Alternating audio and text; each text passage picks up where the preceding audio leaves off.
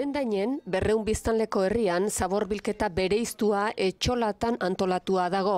Herritarrak bilketa eredu horrekin ohitu dira. Tolosaldeko beste 5 herri gehituko zaizkie zero zabor filosofiara. Orain dela urtebete emandako hitza betetzera gatoz gaur hemen.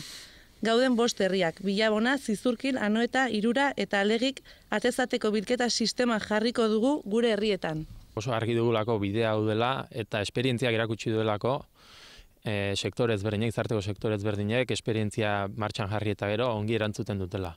Adinekoak ez dut uste izango direnik salbuespena. 1000 biztanletik gorako herriak dira eta gaur herri hoietako alkate eta zinegotziek jakitera eman dituzte euren asmoak. Martxoan eredu berria aurkeztuko da herri hauetan eta ekarpenak jasoko dira. Uda aurretik hasiko gara, atezate hondakinak biltzen. Gipuzkoan zero zabor eredua indarrean jarri duen lehen herria da Orendain.